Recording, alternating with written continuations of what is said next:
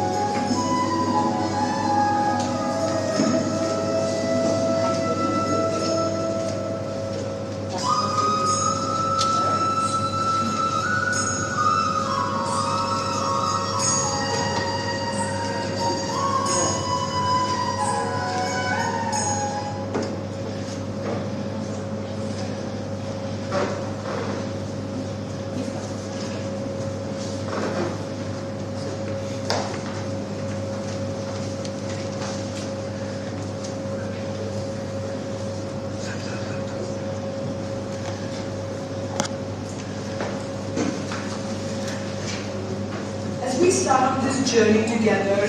Over the next 2 days, we dive into some great discussions, some inspiring keynotes, and an innovative workshop that will shape our understanding of AI and its vast potential in today's world. Before we start, just a few quick house rules for the event.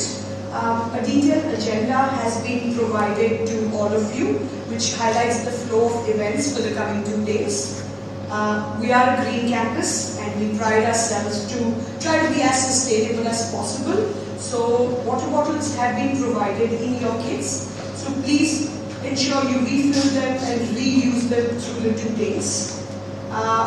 Over the next 2 days, we'll keep updating all of you for need-to-know information as we arrive to the sessions.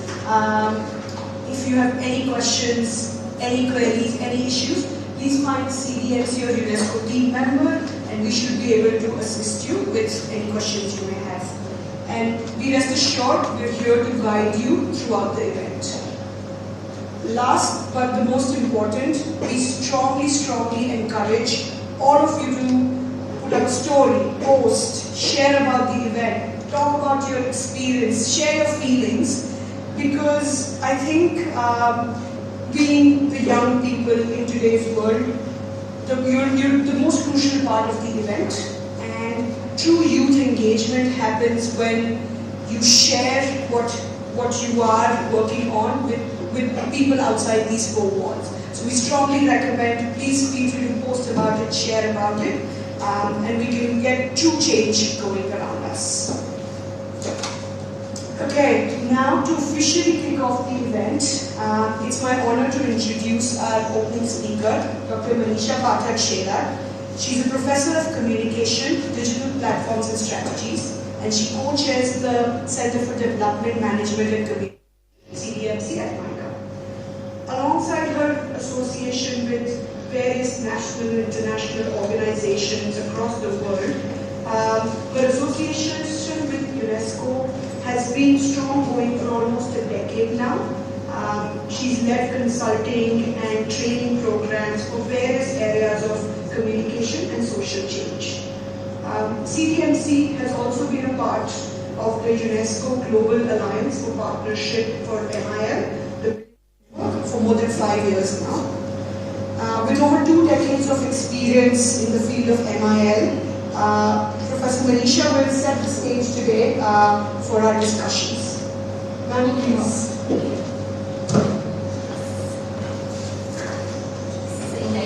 promise to be really brief because we have interesting speakers lined up.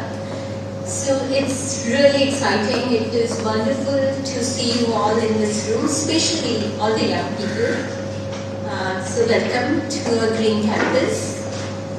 As Mama just pointed out, MICA has been part of UNESCO's Media and Information Literacy Network for Intercultural Dialogue for over 6 years now. And before that, of course, like we have been doing several activities in media and information literacy. And every year we participate in the Global Media and Information Literacy Week that UNESCO leads, and we organize something local. So AI Futures is our way to once again demonstrate how deeply we care about media and information literacy, that we are committed to this cause. And because we truly believe that media and information literacy, as they say, it's the fourth R. It's no more enough to do reading, writing and arithmetic. If you don't have media literacy, you are not really literate. And I was just talking to Himanshu and Shakur and Urushi just before this. And I mean, of course I know, but I again realized that how AI is going to make this all the more challenging and difficult. So without, understanding AI and its impact on our lives, I mean, everything, the way we work, the way our families function, the way we enjoy leisure, our innovation, everything is going to be impacted by AI. So it's a very crucial component of media and information literacy. And we're doubly happy today that we are partnering with UNESCO itself, for this year's program. So thank you very much, Hezkel and the UNESCO team, Ashta, Plainer, for being our partners in this. So, very often we face this question that why CDMC-MICA first of all, because MICA is a management school, people see it as a business school, and what is the Center for Development Management, especially development communication doing here. We also often face this question that how is media and information literacy such a big part of CDMC's work? So I think it would be good to reassure you that we are a very unusual management school. So we are acutely aware of the impact on the society of everything that we do, individually and as an institution. And we are also aware of our role, kind of social responsibility we have and the power we have to create positive social impact.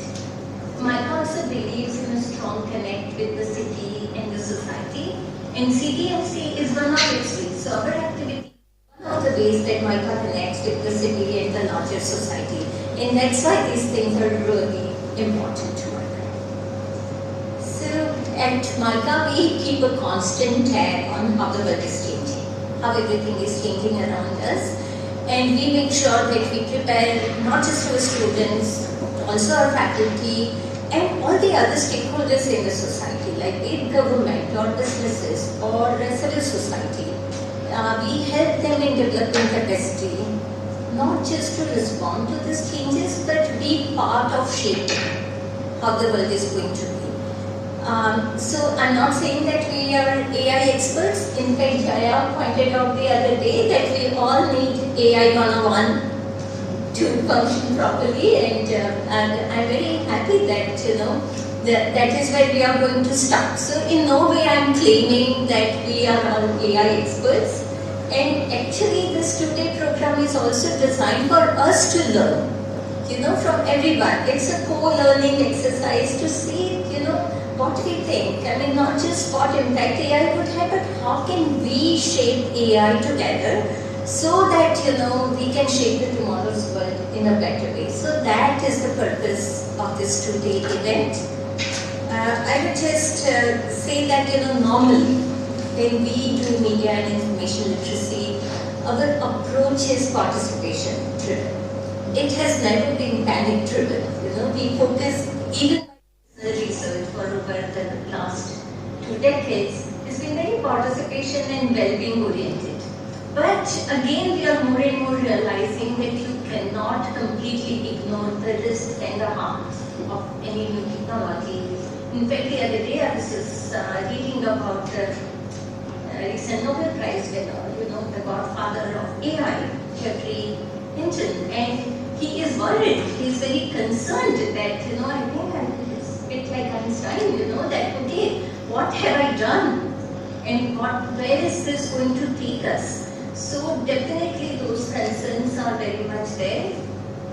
And that's why I just believe that, we all have to come together. It's educational institutions, young people, governments, media, we all have to come together and make sure that, AI remains a positive force in our lives. We always say that AI is not just technological, AI is social, AI is political, AI is cultural, and the decisions we make today is going to shape AI of tomorrow and the world of tomorrow. So the two-day event, the lab, has been designed in this spirit, and I really urge all the young people to make the most of it. Wonderful mentors, there are other resource persons around. Feel free to go around MICA and meet people, they are available. We are here for you and with you for this entire 2 days. So let's make the most of it. And let's just, I'm very excited to even listen to all the invited speakers. So I think we're going to have a very exciting 2 days. So welcome again, and I would now like to again thank the UNESCO team and invite Mr. Ezekiel to give his opening remarks. But let me just briefly introduce you before you give your remarks. Mr. Ezekiel Jimini is the advisor for communication and information for South Asia at the UNESCO New Delhi office. Before joining UNESCO, he worked with UNESCO in Paris and in Africa and has more than 30 years of experience promoting communication and information policies and practices in developing countries, especially Africa. He has participated in the reforming and formulation of African national communication and information policies to support free expression, access to information, and very important, safety of journalists. That has been a very great issue. So welcome, Ezekiel. You have been very supportive in journalists in organizing this, and we would like to listen to you. Thank you.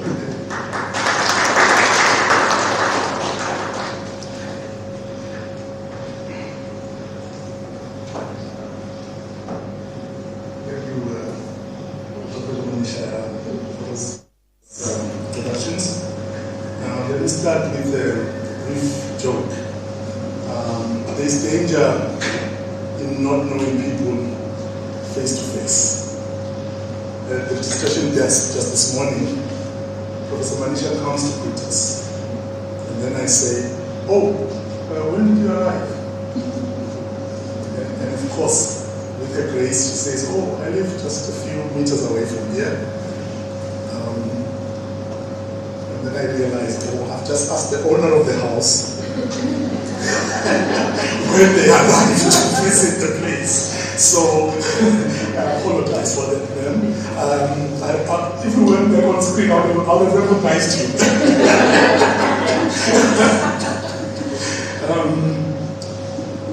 So now I acknowledge you in your capacity, proper capacity.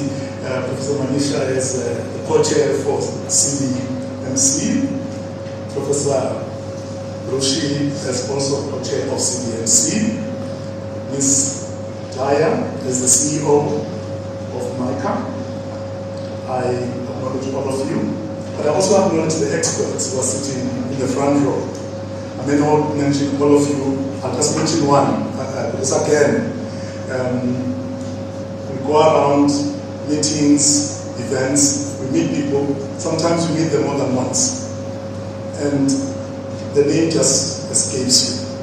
So I will confess that Professor Krechan, your name, you see me now, I'll tell you later, your name escaped me when we met in the lobby. But again, I just want to greet you again, and it's a pleasure always to meet you and all of you. I know when we meet for the first time. He just reminded me we met earlier in the year in one of his events, and I couldn't pick up his name. I couldn't recognize him at first sight. So this world is a very small world. It involves very few people. Unfortunately, technology is getting in between. I'm thankful that we have also the physical side of it. And so I want to acknowledge also the team here in CDMC, Bama, your team. I didn't mention all of them for the energy that they've given towards organizing this. It has taken a lot of work, a lot of meetings, and sometimes maybe you didn't get the support that you really needed from us, but you kept going. So thank you so much for the enthusiasm and the belief that this should happen. It is not about us, it's not about speeches, it's actually about the young people that we see in this room, and hopefully many more that will join us tomorrow. We do expect more to join us online tomorrow during the presentations as part of the event, because really I think that's where the solutions lie. But more than that, I just wanted to say that formally we thank the Center for Development, Management and Communication, CDMC, as an institution for being a partner to UNESCO, not just today, over the years. Professor Manisha, in her capacity as an expert, but also the institution in the area of media and information literacy for now a long time. And despite the dedicated work that they do as an institution, with an excellent team here, excellent expert team here, we still don't have what we can call a baseline, the gap that exists in our schools, in our colleges, journalism schools, for instance. What is there, what needs to be there, what has been done, what needs to be done. Media and information literacy has been around, as Professor Manisha said, for now a decade and more. But all the materials that we were exposed to come from outside our continent, the global south. Now, AI has thrown a spanner into the mix. We are seeing how AI is making media and information literacy even more urgent. The identification of generated or AI-generated content is becoming even more difficult than before with deepfakes. We are seeing that AI systems are being used to significantly improve areas of image recognition, generation, text and image classification, identification of objects, declaration, as well as algorithmic recommendation and prediction. The power behind AI is changing the way we interact with technology on a daily basis, which affects the media ecosystem and consequently media and information literacy. Today we see AI-powered devices providing customer interaction as virtual assistants. They aid decision-making, they conduct opinion mining, learning, they make predictions detecting people's gender, race, age, and so on, and significantly influence communication through synthetic media and virtual reality experiences. We're all familiar with the available generative pre-trained transformers, or GPTs, such as OpenAI's ChatGPT, Microsoft's Copilot, and others. These so-called conversational and text-prompted AI assistants are getting embedded in many household goods and all kinds of information services. For instance, they can help users to draft briefs, in some cases even research papers. I'm saying that with my eyes looking up because it shouldn't happen, but it's happening. Right streets, we all remember the protest or demonstration that took place in LA by scriptwriters, film scriptwriters, and generate images that produce lifelike visuals. We know of the case of a European Prime Minister, I will not name him by name, who's taking some people to court because they generated with her image a video or a visual that is unbecoming.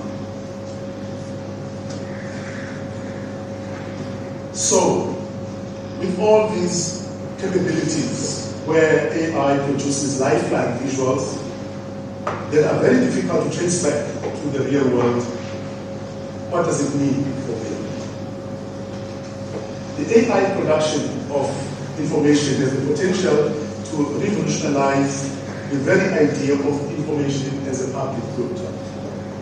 UNESCO has always advocated that access to information, in fact, information itself and access to it, should be promoted and protected as a public good to build knowledge societies. However, the rapid AI advances that we see today have the potential to privatize it behind quote-unquote black boxes. This urgently calls for AI literacy to upskill everyday people on their daily use of AI and interactions with social media, synthetic media, because they could affect information, education, and culture as we know it. AI literacy within the remit of media and information literacy should enlighten us about the interrelationships between media and data and help us recognize AI-enabled knowledge acquisition processes as these technologies continue to advance. I also look forward to learning from these young people on what the solutions should look like. Because I think that they are the ones that can enrich this process, or this thought process. This is their world, and AI is their future. I thank you very much.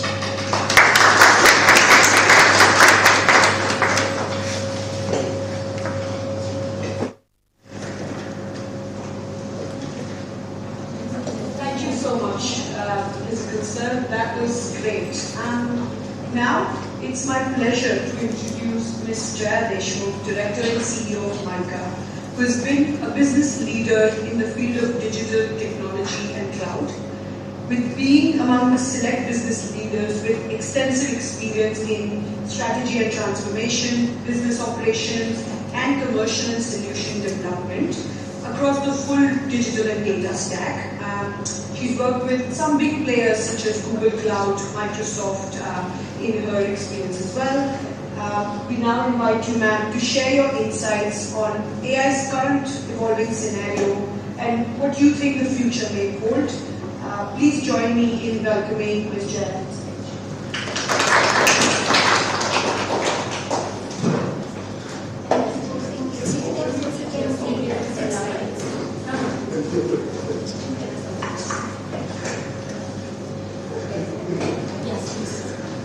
Just before I start, a warm welcome to all of you, and I want to make a disclosure. We are a clean canvas when you see me holding a plastic bottle today. So it might sound, why is this happening? I've just relocated from the UK, so I'm still in the phase where I'm transitioning to India. And so I feel very embarrassed to say it because I have spent 38 years of my life in India, but then I spent 13 years in UK. So coming back requires that I be careful with my water. So please, I apologize, but this is no way is a testimony. I promise you next time I would have been adjusted, right? But I have had some troubles which we should not talk about. But welcome to the campus. Welcome. I am so thrilled to be doing this. I also need to kind of disclose that I'm also getting educated in AI. So it's not that I know anything, right? I don't.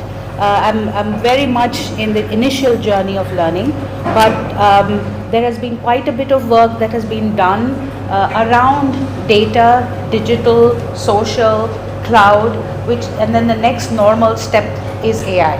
So what you're going to see is some thought-provoking statements. These are not mine. I wish they were, but they're not.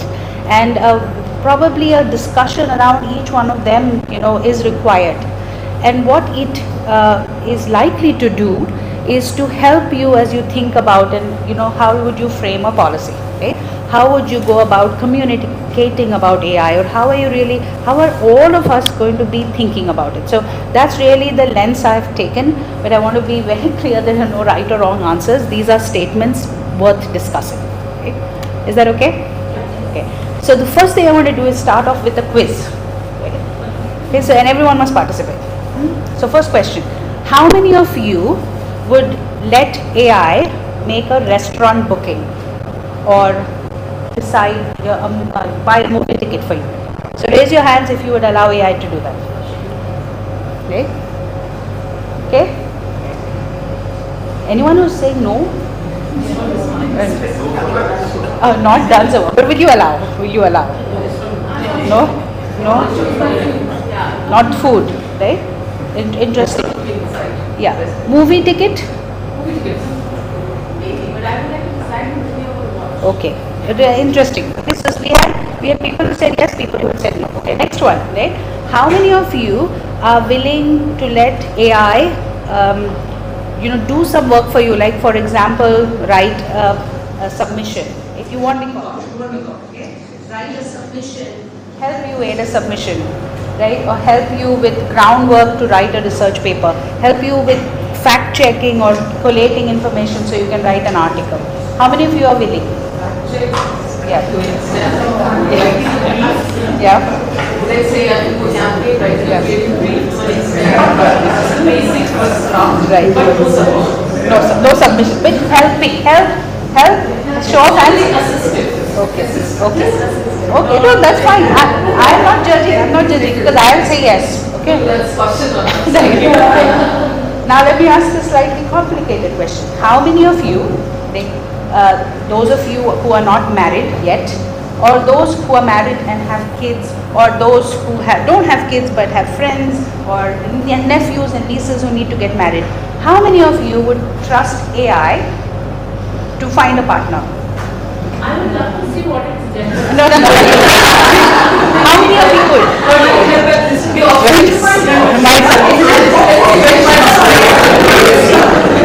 I want to learn the prompt for that. Right? Now, The suggestions are not actually. they are. So just so that you know, Is it the suggestion or judgment? it is when you who you see. If you ever go on Tinder, I don't know whether the Tinder is available here or any dating application. Maybe there's eHarmony, I might be saying name. When you start swiping, right? Who you see, how do you think you see those people? Right? Yeah. So, and how many people do you know who have got married because they met online? Quite a few, right? So you are actually allowing AI to choose your life partner. Right? Okay, next question. How many of you will choose AI to choose a medical treatment for you?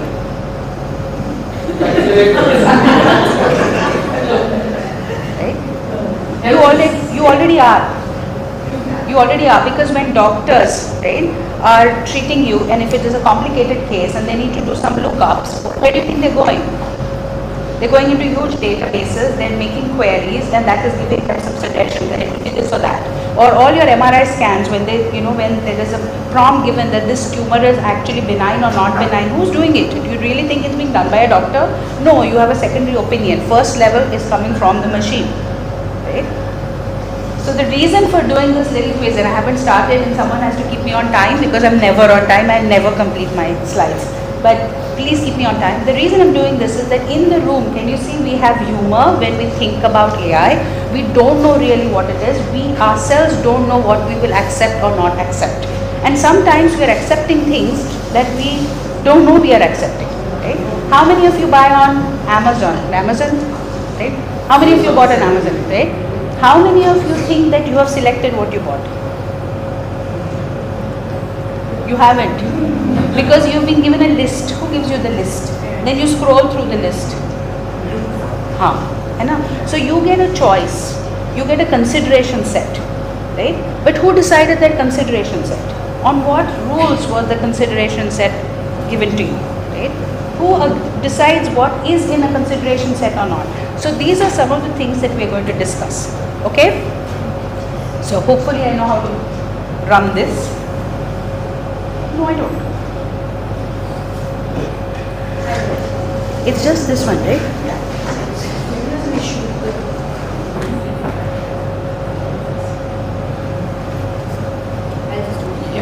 You want to take a chair? I don't want you to stand.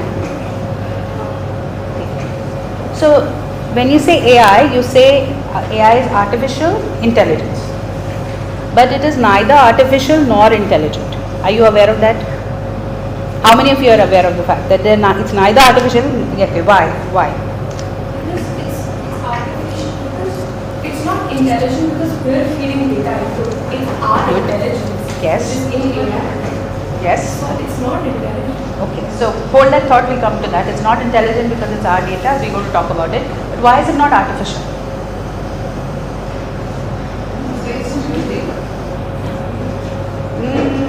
And? So one is data, we're going to hold that point. We process information in a very natural manner. It's not artificial. But like it learns over time. So it's not what is interactions and from the... It doesn't really, it's maths. Maths doesn't learn, it's statistics. Let me tell you why. So it is run on a GPU. GPU is the chip. What is the chip made of? Silica. How do you get silica? You mine, right? It's a natural thing. 30% of our earth is made of silica, right? So there's extensive mining required to obtain material that goes into a chip. And that material you're putting in the chip is natural. It is not artificial, right? Now the second thing, you made the chip, but the chip can't do anything, right? What do you have to feed the chip? Not data. What do you have to feed? Yes? You were saying something. Yes, electricity. Power kahan se aata? Where does power come from? Right? Coal, right? Oil. Hopefully you're sustainable. Wind, right? Is this artificial? It's natural. Right? And then the third point, so data. So you are mining and creating the chip, you are using power which is natural, and you are using natural resources and then you call it artificial. Ye to barabar nahi, this is not right. This is fooling us. And the reason why this is so important is when you talk through media, when you're putting it out and I say AI, and we stand behind AI, it's not artificial. It's real. There are mines. The mines have consequences. That power consumption has consequences. So take for example, I don't know whether you're following the news, but Microsoft has bought a defunct nuclear power station. It was shut down in the US. It's called 3 Mile Island, right? Because it possessed a lot of risk to the surrounding neighborhood. But they have bought it, right? Google has just announced that it's bought a nuclear power reactor for electricity. Because these server farms, this silica that we have mined requires it. Okay? Or let's take Tesla. Tesla is a cell, wow, it's so great, it knows how to navigate, self-navigating cars. But it works on lithium, right? And lithium is mined. So that's the first thing, it is not artificial. And it is based on our data, your data, my data. How did that data get in its hands or get in the hands of programming? Tell me, any idea? How? Yes, but why? Yes. How many of you always consent to cookies? How many of you really bother because they make it really difficult? Yes. Just छोड़ दो यार, you know, you're busy, नहीं है, छोड़ दो. So we allow consent to cookies, so we allow for data to be taken. But it really happened because of a mobile device and then the app ecosystem of social. So we without caring, we put up pictures of our babies, of our boyfriends, girlfriends, parents, dogs, cats. Then very happily, you know, that we don't even know we're doing this. Very happily, we'll say, I've gone on this vacation to go out, I've gone to Shimla. We put up pictures and then what do? We tag it, right? @location on. So now you've actually given these big technology companies free information, free data, right? And this data is not intelligent. So what does it do? So you're creating a mathematical, it's a statistical model. It's called, for you know, being very particular, it's called matrix multiplication. So it's like regression on steroids, right? You're feeding data to them, data that we have generated, right? And we have tagged for free. For free, we have done this for them. Now you train on this data, right? So let's come back to Tesla. So Tesla has to be fed, you know, millions and millions and millions of pieces of data so that Tesla can recognize that this is a road and not a human being. Because can a statistical model actually understand? It doesn't understand. So it's like speaking, I mean, you know, it's like speaking, if you and I speak in French. You don't understand French, I don't understand French, but we speak perfect French. Okay? And you know, that's what's going on. So the statistical model is trained on millions of pieces of data. Who labels the data? Who says this is the road? Yes, how? There are labor farms. They're called data labor farms. You will find them all over India, all over Asia, all over LATAM, all over Africa, all over East Europe. In fact, it is one of the single, you know, easiest way for an immigrant to make money. And it is done in the cheapest possible format, right? Please don't quote me, but it is true. If you go and check something called Amazon Mechanical Turk, it's a platform where they will put up images and you can quote, like I'm happy to do this work, label this image that this is a road versus a cat versus a dog or whatever it is for like 15, you know, paise per image. So really low value work done by what we saw. We are in the gig economy. Sounds very hip, isn't it? I work for myself, I'm in the gig economy. You are low paid laborers. And that's why there is data colonialism happening behind this whole thing about being intelligent. It is not intelligent. It is run on data, right? Data that we label. So that hopefully this works. Because data is running all of AI, and this is very old and common, that data is the new oil. So this was invented, or it is, they say it was put forward by someone called Clive Humby, worked at a big supermarket at Tesco's. He set up something called the loyalty program there, called the Tesco Club Card, and it's all about data, right? But what happens when you say data is the new oil? What happens? Yes, because oil is there for exploitation, right? So you've taken out everything that is subjective about data. The fact that it represents you, me, our emotions, our breakups, our, you know, love affairs, our likes, and you've said, hey, it's okay to exploit, right? Because you've called it oil. And just the words. And so when you say that media literacy is important, this is why. Because if we call it the new oil, you're saying data is supposed to be acquired. Data is supposed to be exploited, right? Data is supposed to be extracted. Now hold the word extracted, right?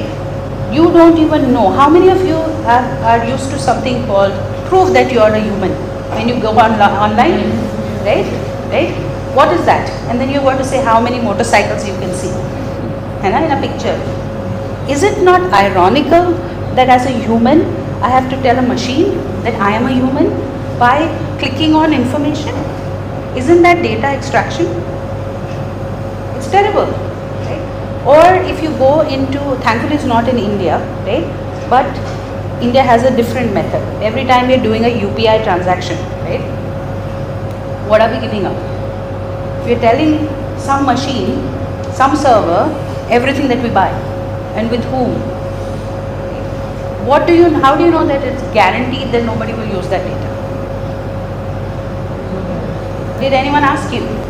Probably buried in the terms and conditions, right? So I think that the saying data is the new oil is problematic. The words, and I hope there are no spelling in there, but we need to be very careful. Right? And you were talking about it being a public good. Right? So what we've done when we say data is the new oil, so we've moved the data from being a common good or a public good which should be used for the benefit of all of us to being available for private extraction and capitalism, which I'm not comfortable with, but something to think about. Okay? So, if this is true, then who classifies this data? It comes from us, right? It comes from us, and you have the data laborers classifying something. Okay? Now, how will someone classify that this is good or bad? Or this is a, thankfully we don't have an issue between cats and dogs, right? But good and bad. Or this is a person who is committing a crime versus this is a person who's running away, right? Someone's running. What is the interpretation, right? So suppose if I'm coming from a war-torn zone and I see a picture of someone running away, right? The chances are that I will interpret that picture to mean that there is some kind of conflict. But if I'm not from a conflict zone, because it is not my context, I will see someone running as someone preparing for a marathon, right? So hence, because humans are classifying and labeling data, and because the data comes from us, it is actually a representation of society. Okay, it's a representation of culture, it's a representation of politics. So to give you another example, if we say the 1857 mutiny or uprising or revolt. Now these are all colonial terms, because for Indians it was a freedom struggle, right? So your political structure will determine how you communicate about something, and therefore how will you classify. So I think what is very important before belaboring too much on this is that we should not look at AI as a technology thing only. And because we forget, now tell me this, suppose if you have an expert mechanic who fixes a car, right? Answer this question. Expert mechanic who fixes a car, would you ask this person to comment about how do we prevent social unrest? Would you be comfortable that this person writes a policy on social unrest? Okay. Let's say that you have an X-ray machine fixer, right? Will you ask this person to figure out how do we remove the deep inequalities in our education system? Okay. So then why do you give Microsoft, Google, OpenAI, these are tech bros, the ability to comment and make statements about deep socio-cultural things? Right? We have actually brought technology into civic society to take up civic causes, and the reason it's happening is because all of you are frightened of technology and data, including me. We are uncomfortable, we are frightened, we don't want to walk into that space. We think it is for the tech bros, we think it's because of people who can code or know SQL, but they are impacting, we are giving them the rights to comment about civic society. Okay, how much time do I have? That time or dear? Very quickly. I won't belabor this. So it's about representation, right? So now here's a very interesting example. In cars, how many of you drive? How many of you drive? Okay. I drive, but I'm a terrible driver, right? So I don't drive. I'm terrible, right? I am the cliche.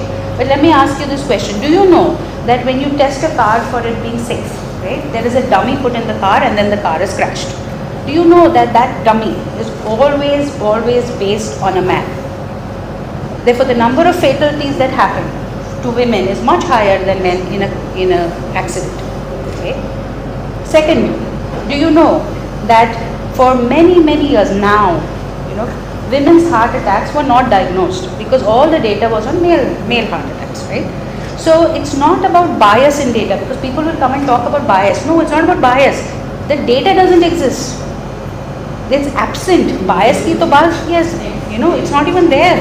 So it's really important when you think about policy to think about representation, and don't get me started on people of color, right? So us, facial recognition that was being talked about does not, looks at us, and in all probability the person who gets, this is being recorded, please don't quote me, but I'm going to say it, okay?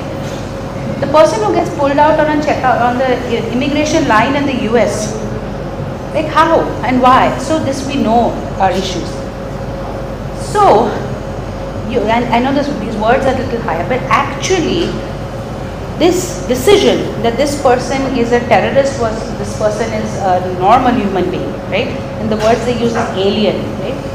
That this is a person running towards a crime scene or running away from a crime scene, or this is a person going for a marathon, right? Or if I put up a flag with a particular color, I'm a fundamentalist versus I'm not. This decision making is determined by a society, and that society is determined by the power structure within that society, right? So having a 4-bedroom apartment is being very rich and successful, but having a small apartment, but having work-life balance, writing beautiful poetry and engaging deeply with other people, that's not success. Who said that, right? So therefore AI, because it represents the same data, reflects the same biases, and therefore is actually a registry of power. So kisko power hai today, that is coming into AI. So something to think about. And so why is it important is because now this is our next generational, transformative, pervasive technology. It is going to be like electricity. So the electricity, so there were lights. Electricity is here, and that's why I have a mixer grinder, which I'm deeply grateful for because I cook, right? So it has a multiplier effect, and therefore it's really important that we get this right and think about it in such a way that it's not an afterthought. So ethics has to be the foundations, absolutely the foundations of what and how we build AI. And it cannot be a footnote. But what's happening today is all the books, if you notice, every name that I have on the slide, right, is not from Asia, not from Africa, not from Latin. So it can't work that way, right? And so finally, we also need to understand that because it is a reflection of who we are, it's not only about how that AI has been created, it is also about how we will use AI. And so when thinking about your policy, I would suggest have a thought about all of these points. So I have run through the last 3, but hopefully this was a good taster of some of the things that interest me, what I'm learning, and useful to you the next 2 days. Thank you so much.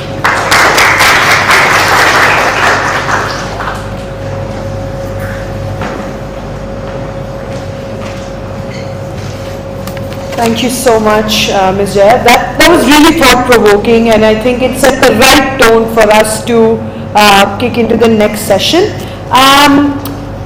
Is everyone tired? Does everyone need 2 minutes to just stretch out a little bit, just sort of get up? Please don't leave the room.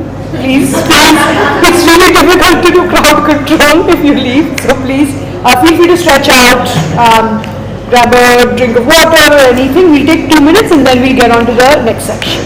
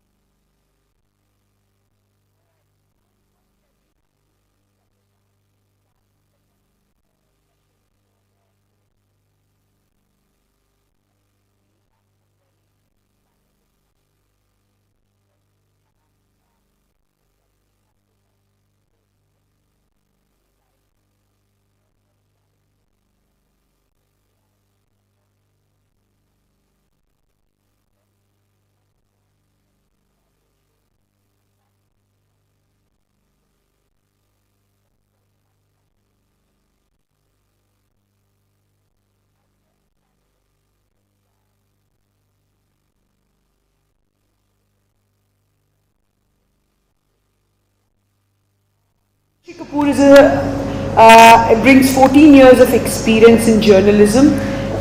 She's a respected fact-checking and media literacy trainer. She's part of the Google News Initiative India Training Network and leads Vishwas News flagship, internationally acclaimed media literacy series. Her contributions have earned her notable recognition, including the prestigious 40 Under 40 in English Journalism Award. Please join me in welcoming her. Next, we have Sonia Bhaskar. She's the program head from Data Leads.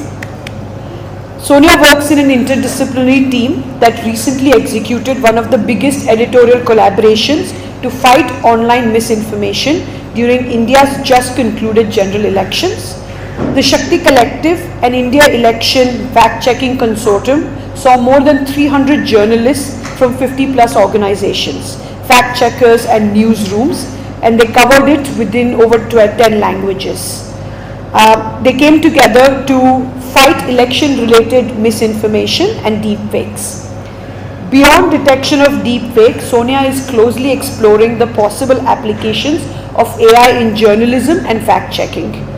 Along similar lines, as part of the Chevening Fellowship, Sonia has done her research essay on future technology, automation and artificial intelligence, boon or bane for journalists. Please join me in welcoming her. Next, our final panelist for today is Dr. Meera Desai. She's the head for Department of Extension and Communication at SNDT Women's University, Mumbai. Dr. Meera Desai has done various scholarly work in the areas of mass communication and journalism, development communication, gender studies, and higher education. She's worked for print media, reporting for Times of India, television production as a researcher, scriptwriter, anchor, also on the internet as a blogger and content provider, and alternate media. Besides her experience, she also has in Rural Women's Empowerment Program for nearly 5 years before entering the academics. Please join me in welcoming her. Today's panel is moderated by Dr. Kulveen Tehran. She is the Associate Professor at University School of Mass Communication at Guru Gobind Singh Indraprastha University, Government of Delhi. Dr. Kulveen Tehran is a multi-dimensional media academician and trainer and researcher in advertising, PR, media literacy, social media and sports communication. She has over 21 years of experience in media education and advertising industry. Currently, she is also a project director of a major research project, ICSSR, with the Government of India on digital media literacies. She's done work consistently in social and behavioral change communication, media literacy. She's part of the team to develop the CSBC curriculum modules with UNICEF and is currently engaged in designing e-modules. She's the core resource person for the CSBC rollout workshops across the country for the year of 2022 to 2023. Ma'am, we welcome you. Please join us.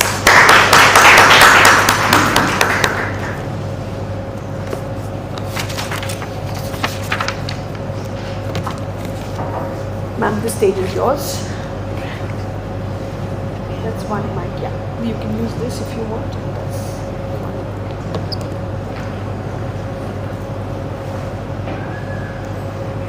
Thank you, Mama. To begin with, I'm so happy to be moderating an all-female panel. As it is, I'm really happy. Though, of course, Meera pointed out. Yeah, that's and especially when Jaya pointed out that how the absence or invisibilization of women is so much the normal.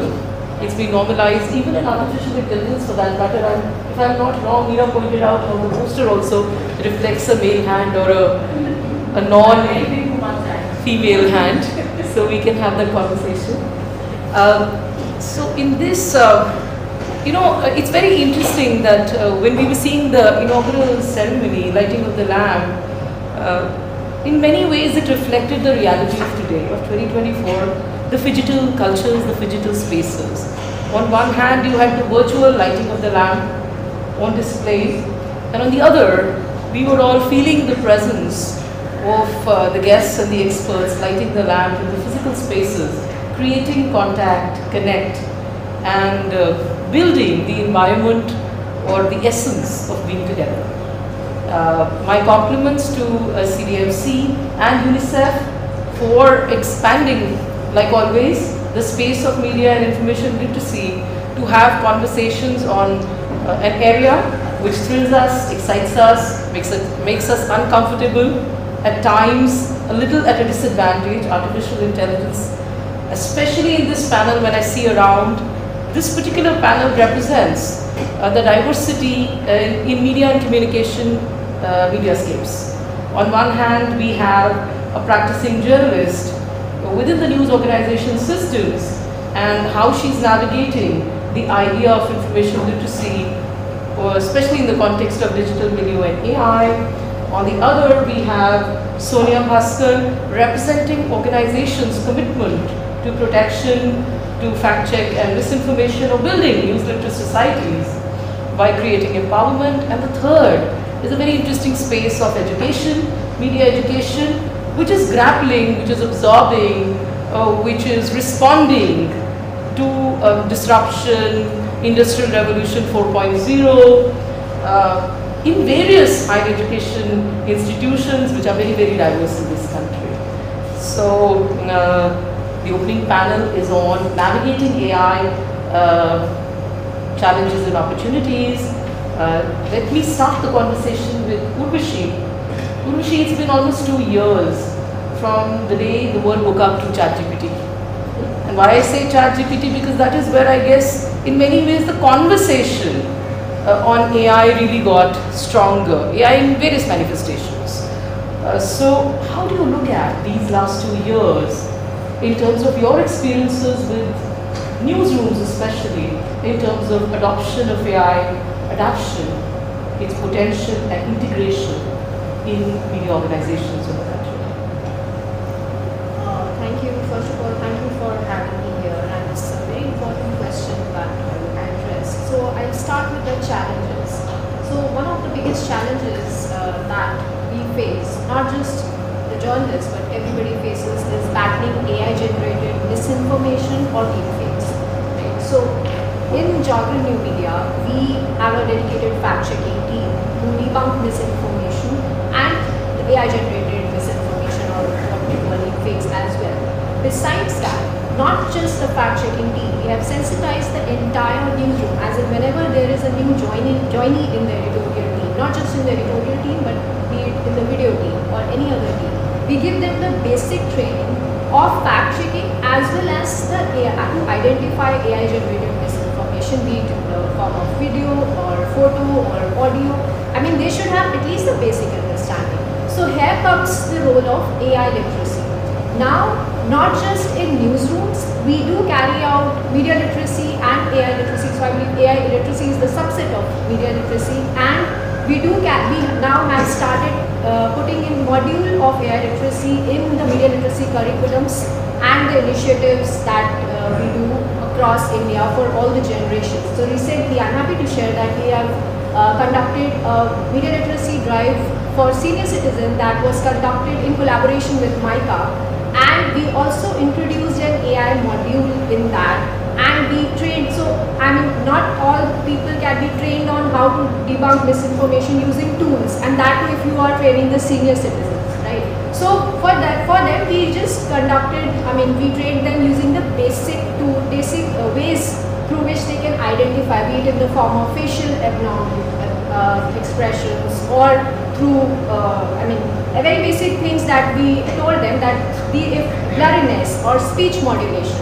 So if you come across these things, that may be AI generated, and then you can just share that post or claim with us, and then we will debunk and tell you whether it is fake or not. So these are, but not everybody is, across India, everybody should be trained on AI literacy, and we in Jogger New Media are committed to do that. We have trained approximately 60 million people across the world in media literacy, as well as now we have started training them in AI literacy. Another challenge that we face is accuracy of AI generated content. So if the AI can make mistakes, if it is not trained accurately, and it can produce biased content. So then there can be one of the challenges. Now the third thing is language distortion or slang identification. This is another challenge that we as a journalist have faced while we use AI.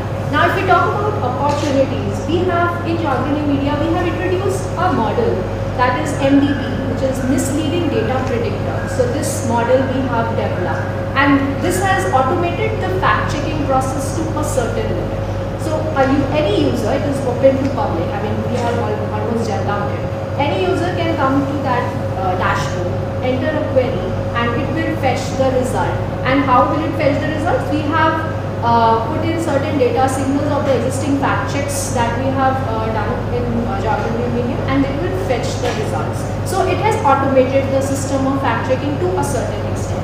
Another is leveraging historical data. So we had, in geography, we had a database of elections from 1952 to 2019. We have fed all data using an AI model. And through that, we have developed, more than 500 stories through through that data. And another is the personalized news delivery. So here comes, this we have used in videos. As in we have, through a human angle, we just developed one video. We produced a video, and we have then created an AI avatar, and through voice cloning, we have generated videos in multiple languages that we use for various regions. So this is another opportunity that we got through AI. Thank you so much, Urvashi, for bringing out the aspects, the utilitarian perspectives of how they're being used by news organizations, and also, how you're imparting training to others. Sonia, as someone who's researched into the area and someone who's a trainer on fact check, how do you look at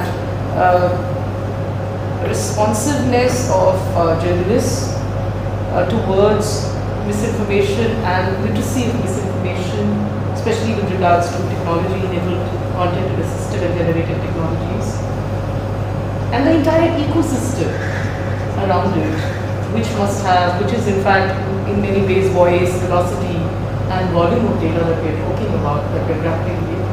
So how do you look at within the continuum of AI? Thank you for having me. It's a very important discussion to be part of, and given this Media Literacy Week, I think all the more pertinent. Just to take a step back on the ecosystem, I kind of got introduced to fact-checking and verification in 2018. This was just before the 2019 elections. As part of the Google News Initiative, trainer of the trainer networks, I was one of the first batch of 40 trainers. Journalists who were trained in fact-checking and verification. So the expectation was that I, as a journalist, would go back to my newsroom, and I've worked with NDTV for 24 years till I recently joined Data Leads. So the idea was that we as journalists getting trained in fact-checking and verification would go back to train our colleagues in the newsroom, and then of course other colleagues outside our newsrooms. So since 2018, I have the great fortune of having trained not only people in my newsroom but also about 1,000 other journalists and journalism students in the scope of 5 years, right? This was a network, and it was the strength of the network we were building. So I was the batch of 40, we I think trained about 250 journalists, and that network went on to train some 70,000 others, right? Across the different states of India in different languages. When we were training and we were getting a lot of feedback, as trainers we were giving a lot of feedback, we realized that we go to these colleges and the students are aware of the platforms, so the social media threads, but the professors aren't. And then we realized that it is not a journalism problem alone, it's a societal problem. And hence was born FactShark, which is the largest media literacy initiative, and MICA also was part of it, which was going for media literacy at grassroots level. We again adopted the same trainer models. So we found community leaders, community trainers. So we had trainers for training for ASHA workers, for instance. We had panchayat. I mean, we had trainings under trees, which were organized by our trainers. So we trained cohorts, and they went about training others in their local communities. So the effort was to train grassroots level people in critical thinking, in understanding that what they see on WhatsApp is not necessarily true, right? We will again bully the weight of the network and coalition and collaboration. Shakti Collective that you mentioned is again an example of that, right? That you put together people who have certain problems. We have to identify the problems. What is the problem of journalism today? The fact that we have lost trust in news. Why? Because there is so much of source of news.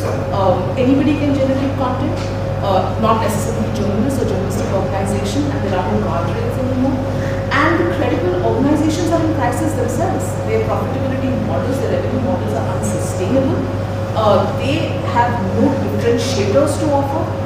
You may not be able to distinguish one news channel from the other, or they may not be even communicating or reporting on news that's relevant to communities and people at the grassroots level or the issues they are facing. So these were existing crises. Now that has been enhanced not just by AI. AI is just coming into the picture, but social media and digital platforms have already kind of taken away the narrative and the control of content from the media organizations. Now, either media organizations can wake up and understand the opportunities that exist, or just cry about the challenges that they're facing. Opportunities are immense. I mean, in the last few months when we've been working with over 50 plus organizations and newsrooms for Shakti Collective, we realized that they're also experimenting with AI for looking at how to improve productivity. You will have tools that help reduce the production time taken to produce videos, for example. Some tools that are taking over transcription and transcribing, and I know how important it is, because I, as a beginner, have spent hours logging and transcribing. So I'm thrilled that there are tools to do that now. Accuracy might be an issue, but yes, it still is great, right? So productivity, I'm very happy about. Newsrooms are also using ethical ways of, they're using generative AI to ethically create images for stories that you don't have images for. It could be domestic violence, it could be a rape story. You're creating illustrative images or whatever using AI. Now that's ethical, but are they following any guidelines? Apparently not. Are you calling it out as AI generated images? Not uniformly. Do we need those guidelines? Yes, and that's a conversation to have, right? Am I in favor of automated articles? To some extent, maybe. Why not? An earthquake report or a stock market report where I have to constantly write the same thing about a stock going up, going down, or an earthquake happening in the epicenter here. If it's automated, or a game score update, I'm not so hung up on why it can't be automated. But when am I introducing human intervention? Am I calling it out as AI generated? Is it being moderated? What if the earthquake story has picked up something completely, image of Gaza? I'm just saying, is there a regulation? Just yesterday I saw in one of the WhatsApp group, apparently a panelist had shared her image for a session like this, and the designer decided to use AI to kind of resize it into a vertical format. The AI model decided that they can unbutton a few extra shirt buttons and show a deeper neckline. The panelist was appalled. She said, I don't want to share this image. And they investigated and realized that the designer has used an AI tool. Apologetic, of course, but have we got guidelines to kind of put such, where every cog in the wheel of the production is aware of what are the pitfalls of AI or the technology? Those are the kind of conversations to have here. And I'm not sure if those conversations are happening in our newsrooms or in factory. She mentioned deepfake. Deepfake detectors, most of the time when we saw during Shakti Collective, we had technical partners who are internationally very well, but they were not really able to help us too much. And thankfully this election we saw just 2% deepfakes. We had a repository of 6,000 fact checks through Shakti Collective. We got the largest repository of fact check and verified articles on online election misinformation. There was so much of 86% was video content, image content, etc. But deepfakes was just 2%. Why? Because we right now don't have tools that can generate content in our language. Maybe by next elections we will have it, right? But whatever deepfakes we have, and they're not really deepfakes in the shallow phase, we realized that the international partner could not help us much. With the imagery, they didn't have the tools to kind of verify the language. We had a big one in audio cloning. with Swati group writing, whatever. It was very difficult for them. But our IIT developing an indigenous team trained on videos and audio clips of Indian origins and languages, did a better job of it, right? So, yeah, so there are a lot of things to be discussed about even deepfake detection and what tools can do, can't do, how much AI can help us, where we need to put the guardrails. Those are the conversations that need to happen now than tomorrow. I mean, it should have happened yesterday, but yeah, let's start doing it at least today. Sonia has given us another perspective, especially with regards to how, in theory, we may have models, we may have applications. That reminds me about a particular application, Mangometer, to assess the gender quotient of films in India, and how that application also received a mixed response. And there have been other frameworks as well in order to assess gender stereotypes and taboos in advertisements. All these applications have had their challenges in many ways. The applicability has been questionable. So I think the biggest takeaways from what Sonia argued is that it's very important to make it culture-centric. Whenever we are preparing the diagnostic kits, we're preparing the predictor models, the processing applications, it has to be embedded in a local intent and sensibilities. Then only we'll have efforts or initiatives which are sustainable and where we can create AIs for future. Moving on to the media academia or the media education, which again is highly complex. It has its own amoeboid structures. Meena, how do you see the evolution of AI? In terms of the excitement, the synergy, the levels of engagement, the triability, and whether it is sustainable in the kind of higher education environments that we all live in. How do you navigate that landscape, the educational landscape, especially after the new education policy? We take his lead. We take his lead. She already pointed out, so Sonia already pointed out that educators don't know that, students know it better. So that's why I said the viability. That's why. So first of all, thank you UNESCO and thank you MICA for having me around. I'm going to tell a few stories actually. I have a PhD student, she is from Dhule, which is an interior of Maharashtra. This year, she submitted her dissertation. She was my master's student 8 years back. So I knew her. And when her drafts came to me for assessment, I said, you have not written this. So you gave money to somebody and somebody wrote for you. She said, no ma'am, I don't have money to give it to somebody. But she was not very exact. Then I made her sit there. I said, you have to tell me where this comes from. And then she said, I have used AI tools to rephrase what I wrote. The dissertation has come back after assessment. I have her viva to be attended in next month. And I am more scared than her. Because I have no idea what will happen. But one of the comments that she made, which is very interesting, she said, you're not understanding that I never would have written this kind of a dissertation if there would not have been an AI. So with kind of all the reservations about what was done, she knew how to use it for her benefit in that sense of the term. So I come from a context where I believe that how many of you saw on a WhatsApp somebody saying this is fake or it is kind of not to be forwarded or don't do this? How many times you have seen this here that somebody did that?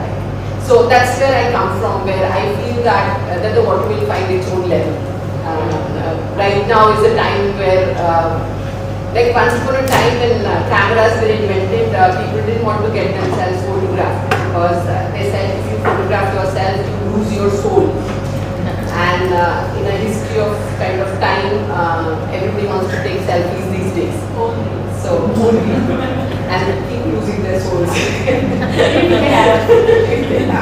But they're not left.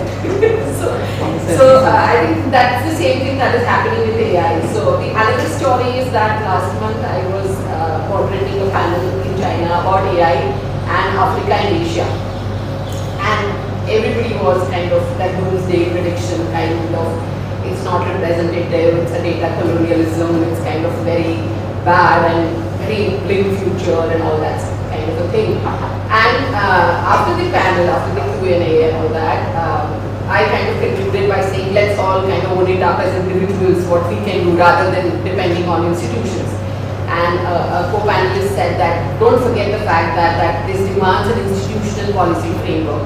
So you can't dump it on individual to kind of do everything. So you want governments to take stand, and corporations are doing this because obviously there is a profit. We have already discussed that. And as Manisha ma'am said, it's a new literacy. So at some point as a media educator, I feel scared that we need a sexuality literacy, we need a AI literacy, we need a caste literacy. So how many, we are expecting a student to be kind of made literate about everything, and that's kind of really scary being a student, because I think most of us were never taught certain things, we learned certain things. So my take is that hopefully all of us, at least in this room, will figure it out. I'm sure we'll figure it out in the times to come, where we go from. So the third thing that I wanted to kind of talk about, and then Kulveer is expecting me to, there are no institutional frameworks in my understanding right now in academics. The only thing we have is drill bit and Donaton, and my 20-year-old told me other day that there is an AI app which removes your plagiarism from AI app. So anyway, you're not going to leave. So then she's telling me, and I said, okay, I didn't know that. So I said, okay, then, but I have come from a context where, as I said, that as a teacher I know my students and I know that she is copying. And like I had a present student who came with a submission and I said, half of it is AI. She said, no ma'am. Then I made her sit and I said, honestly, accept it. Ma'am, little bit. So I think as teachers, we all know where they come from and the context that they come from. So we can put up mechanical frameworks to kind of catch culprits, but rapes are happening. We have a judiciary, we have a kind of a law and order, but things are happening. So we expect a kind of change of mindset. We want the social structures to kind of reform themselves. We want so many things to happen. Same will happen with AI in the times to come, I suppose, and I hope. So right now, if you can go back and look at Nokia, look at Microsoft, look at certain media organizations who have started voicing and at least putting it on paper, saying these are our policies for responsible AI frameworks. They are talking about 6 principles, 8 principles. So, and I think this is kind of an important forum, because then we will have kind of more frameworks in times to come. I would kind of conclude, I'm not going into the kind of institutional diversities of higher education and NEP in India. I'll share one more story that we introduced a paper called, I run a postgraduate media program in my university, and we introduced a paper called Introduction to AI. And I was struggling to make the syllabus because my argument was that I wanted something which is AI and media and communication. And I have a technology institute on campus, but they don't understand media communication. So I struggled, and then none of them was ready to help. And then, as I said, my 20-year-old said, put it in AI and it will generate a syllabus. So honestly, we did that. Yes. And we got a syllabus. What is scary after that is that I sent that to my data science head, and I said, can you vet this syllabus, because it's a new syllabus and I have no clue.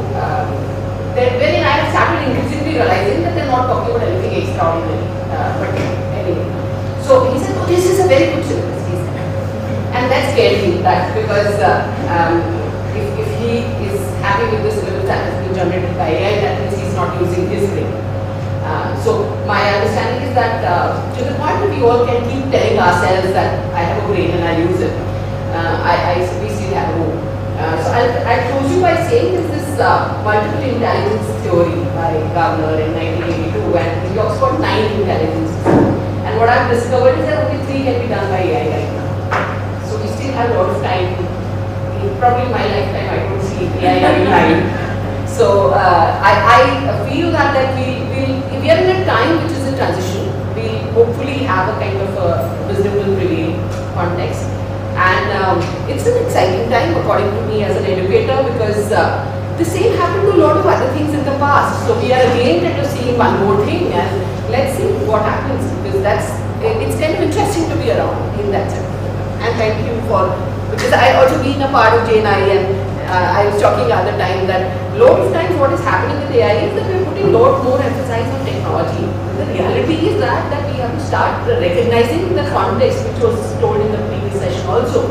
That start recognizing by saying what is it that it can do to me and how do I kind of make use of it. And as an institutional space, how do we kind of create guardrails, because that's something that is very critical right now. And especially with the audiences that are vulnerable. Because I think that people have started recognizing that that not everything is correct, which was not the time 2 years back. So I think our election results will also speak about that, hopefully. Yeah, thank you.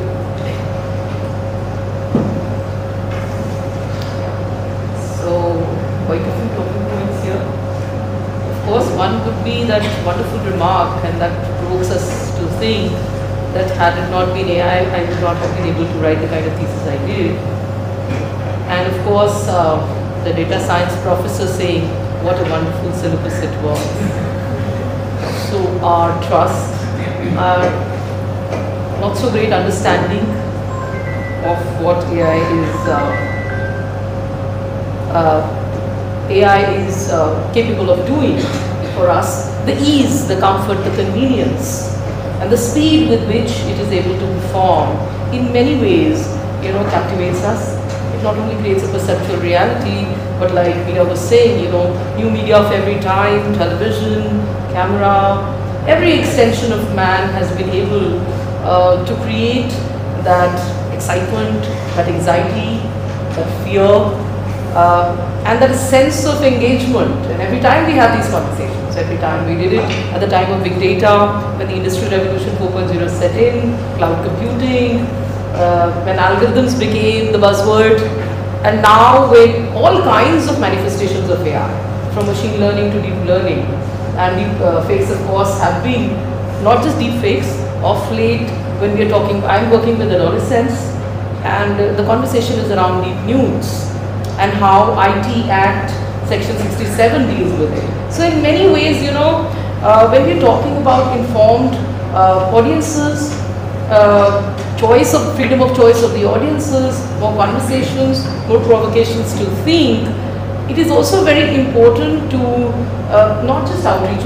Urvashi was mentioning about not just within the newsrooms, we are spreading it out, and we are creating a lot of outreach programs and initiatives to expand the literacy programs. So Urvashi, in that context, if I can take you to the key aspects of how would you then create an ecosystem or a structure or maybe a flexible way of creating informed communities for responsible, for lawful, for ethical AI practices? Thank you for the question. And what I believe is collaboration is the key, and one should collaborate to succeed. Like I mentioned that it's not just AI is not just related to tech. So collaboration between product, tech, and content is important. Content plays a major role. Now, how can I say that? Because we have, in Jagran, we have collaborated, a couple of times with academics, with tech giants. For example, we recently conducted a hackathon in collaboration with Google Cloud, and we invited IIT Kanpur to collaborate with us, to partner with us. So there, one is media, then second we have collaborated with academics and the tech. And we conducted a 3-day hackathon by the name Hack the Future, and there were amazing outcomes that how Gen AI can be implemented in newsrooms, although that's still in the beta phase because we will be soon implementing that. But there were 7 teams that were formed, and they were amazing outcomes. Another one is, recently we collaborated with IIT Kharagpur for the MDP, the misleading data predictor tool that we developed for fact checking, and again that's showing amazing results. Collaboration is the key, and collaboration is important because it comes with different perspectives, different expertise, as well as different resources. So I believe collaboration is important for amazing results if you want to see it. In fact, if you could be more specific in terms of community participation, since you work with communities. For community participation, first of all, the community has to be aware of what are the possibilities of this new opportunity or tool that AI is. Now, for example, I don't know how many of you have seen the mobile phone ad that in the pool is the brand ambassador for. The ad itself shows you that I've clicked a photo on beach and I can remove the crowds from the backside, right? That you're kind of tweaking the picture, and that is magic eraser. It's coming inbuilt in the camera itself of the or the mobile phone itself. Now there is a lot of debate and discussion happening that how do we, for instance, software makers like Adobe or even hardware like mobile phone manufacturers, if there can be some sort of coding or some sort of metadata that the image itself comes with, that it's AI generated. Like we have should we fight for a universal standard? Like we have something called HTTPS, right? It's a universal standard for security. Maybe that is a kind of conversation that needs to happen at multiple levels, so that you have right from the source of the generation of that product down the chain, whether I put it up on Facebook, because right now metadata is even captured in a DSLR camera, but it gets completely erased or when you put it up on social media platforms. So now you will need all these platforms, which are again big tech companies, to work together to have a universal sort of identification mechanism of an AI generated content, so that from the start, end to end, we know this is AI generated. Similarly, if newsrooms are using some of these tools like Midjourney or DALI or whatever to create certain images, maybe it should be at a code level, so that it's not just a watermark which can be cropped, but at a code level. If you're ensuring that right through the coding itself there is AI generated, which the search engine can identify, which the social media platform can identify. So that means this needs coordination at multiple stakeholder level, right? So then it comes to the community, that when they see that AI generated, what do you do with it, and what is the ethical use of that generation? But right now, we need to have a conversation across the chain of production of that content, which, Adobe is right now doing text to video, and those videos are fantastic.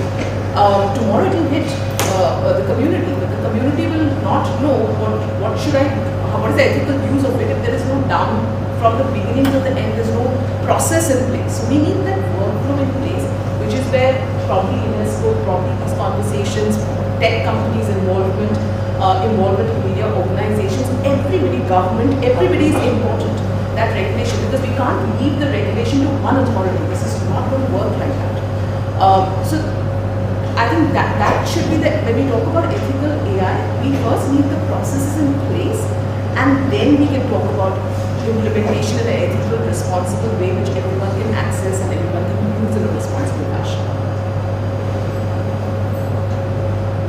Sonia, because I remember when we begin our advertising literacy classes, especially in print, one of those advertisements wherein we talk about the advertisement of Adobe Photoshop, and the conversation of visual distortions begin.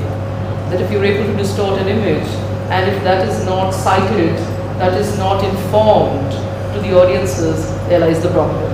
And with AI, the problem compounds, it amplifies, because I remember Getty Images, talking about the watermarks and how their images have been used without citation to the original author, without any compensation. The case is still going on. So I totally agree that it is across the chain that we need to put processes in place, we need to have protocols, we need to have interventions from the policy makers, and of course the Ministry of Information and Electronic Communication is also trying to now engage with various stakeholders, including the tech companies, to create an environment which is more responsive, at least in terms of opening up as to what is original, what is not, what is source. Right, the before and after. One way of looking at it can be a before and after. So the images, a digital carousel maybe, in which you have a before and after, and the consumer is informed. Going over to Mira, so where do you see educational institutions, especially media departments, coming in this process of frameworks, processes, regulations, as well as outreach? how do you look at media departments or media education coming in here? I'm not too sure if it is possible, considering the differences. But just to take from what Sonia was saying, we, at this point, I think the production space has to be looked at because distribution and consumption is something that is not in anybody's control anymore. Considering that social media is democratized theoretically, the platforms are taking over. I'm sure you all are aware that bundling is happening. So there is no more kind of hypothetical democratization that we all are aware of. So we, to the extent that we can work on production, and then to the extent that we can make consumers aware about it. But if you're talking about media organizations, I'm sure you all are aware journalism programs have died this year. What we are talking about is data sciences and data analysis. I still have to kind of wonder, without the kind of a functional use of data, what do we do with that data? So obviously the functional use of data is for those who want to make profits out of it, because communities and civil society sectors don't use data. They would largely kind of try and empower the processes rather than using that data. So we are kind of, but at the same time, what a lot of times I feel is that the students that are coming to our classrooms, they are coming with the right clear motivations of their lives in that sense. So because right now in India we don't have a kind of any regulation authority for media programs in the country. There is no standardized curriculum, there is no standardized nomenclature. Like law, pharmacy, all these are kind of controlled in terms of, there are regulatory authorities in terms of, law is still not controlled. Like my university law school principal has done a PIL about Bar Council of India, which is charging huge amount of money for coming to campuses without having any authority to kind of control the processes. So he said, why would we pay? And he has succeeded in High Court. Now he's going to Supreme Court. So what is happening with media programs is that one is that sector by itself has become a business. So all the private media schools are kind of having their own processes, which are very different from state universities. I belong to a state university. 7 out of 10 students in this country still go to state universities. So state universities are still relevant, but obviously, as Urvish said, people go to IITs and IIMs, nobody comes to state universities, unfortunately. So you have more people there, but less collaboration there. But I suppose one option out is to kind of collaborate, there is no way out. Second, to kind of probably create some guidelines or guiding principles which can eventually be, like we used to have model curriculums in media in 2001, last one was 2001, so we don't have one after last 20 years. Similarly, like a simple example is introduction to AI syllabus could have been there by kind of University Grants Commission probably. Why would I have to go to AI? Or why can't we have, and then I had a trouble getting a teacher to teach it.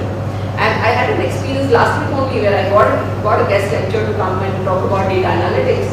And at the end of it, my students come and say, but we never talked about data analytics. Okay, because the guy came from data sciences, so he had no social context of data, he talked about technology. So this is what is kind of the reality, that we all are in our silos and those silos have to play, we all have to work together, there is no way out. And I think collaboration is a compulsion now, because that's the only way out to kind of sustain, survive and take the processes to the next level.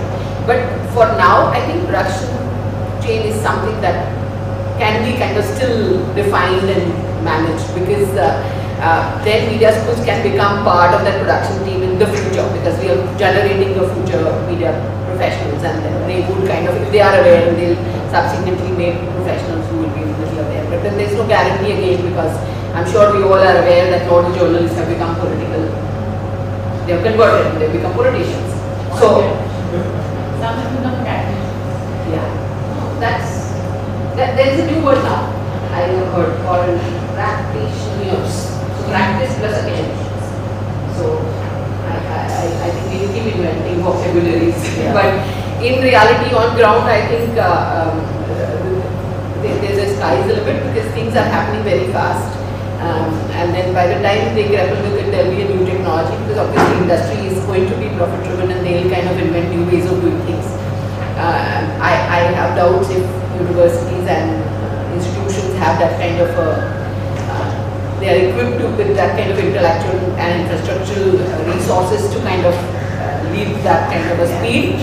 So we can probably just be a little more hopeful and collaborate and work together and kind of identify partners with a similar interest, because collaboration again is very complex. So that's the kind of another worry where you get used and like I get a call last week from Yashraj, and my students are very thrilled. Why are they calling? They are saying, we don't have many women in animation industry, so we want your students to come and see our animation studio, and we host you and we give you refreshments, as if you don't get food at home.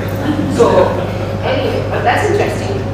Maharashtra is setting up AVGC, they call it, Audio Visual Gaming Park, where they are planning to kind of collaborate and have skill centers, animation, job work and industry to work together, and the person who is kind of put in charge of it has no clue about media education landscape.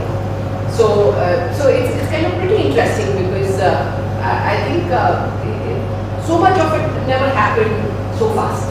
So in that sense of the term, the speed at which we'll all have to respond is going to be kind of immensely less. But let's hope. Absolutely.